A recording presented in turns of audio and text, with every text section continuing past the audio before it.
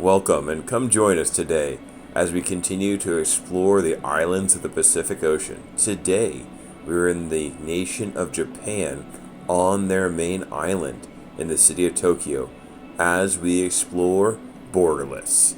It is a fun interactive art exhibit and we'll take you through it and show you what the experience is like. Come and join us.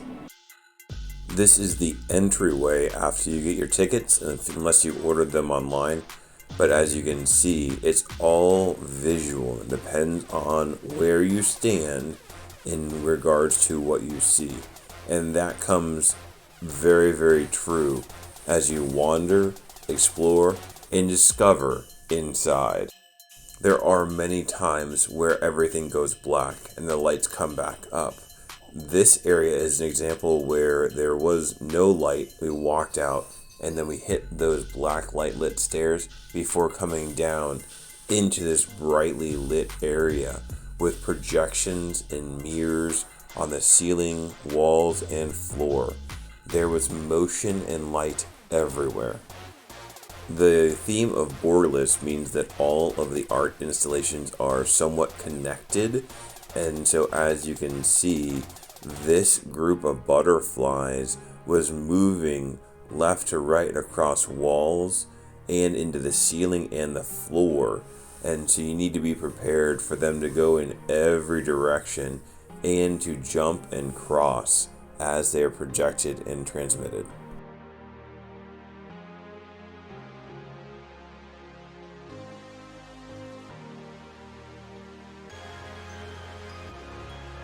While many areas were sensory overloads, there were normally around the restroom areas, small areas where it was much calmer, and they had these delicate art installations that were slower moving.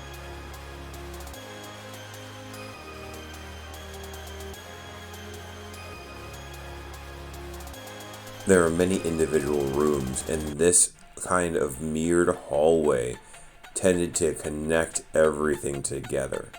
And so you need to be conscious of looking to the walls because they do purposely hide small alcoves and entryways into larger rooms, such as this waterfall room where the water was falling down the sides and then moving across the floor in an organized pattern.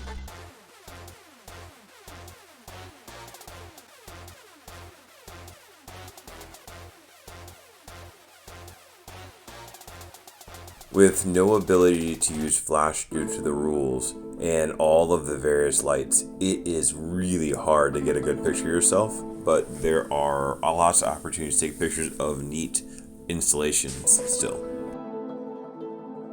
Along all these hallways are unique rooms. This room was mirrors with poles and small lily pads above it. And so as you're going through, you're looking for gaps and seams that are actually passageways. And I had to put my hand in front of me to make sure I didn't run into a glass wall more than once. At some point, the lily pads come down to knee level and the area opens up. And you end up with these startling paths that walk through all of the projections. And you end up being in a sea of moving lights, which was really neat.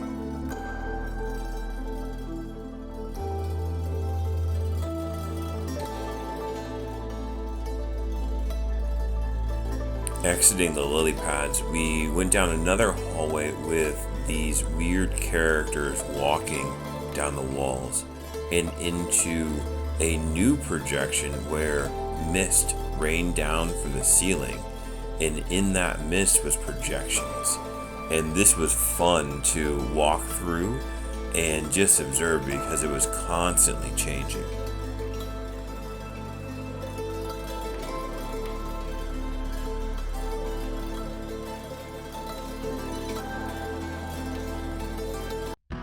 This room is another just amazing 3D art representation with these glowing globes that are hanging at different heights and that interact with light and motion as you're wandering around. And the entire area is mirrored So you get this look that forever is these globes, even though it's probably only 15 or 20 feet. This room is very interesting, and it reminds me a lot of the Matrix, with a mirrored floor and ceiling, and then these lines. It's like lines of code, and as you'll see in just a second, you can look up and see the reflection of people as if they are standing above you. Transitioning, we came into this mirrored room with lots of little ramps, and the ramps all have a small self-propelled ball with an internal glow that changes depending on who knows what. It was interesting to follow the balls as they traveled along the tracks and throughout the entire room. This area was a 3-sided box with the open end, and the projection was set up so that you felt like you were moving even though you were staying steady. I would be very conscious that all of us got vertigo standing in here after a minute or two, just because of the movement and how it changed your perception of vision.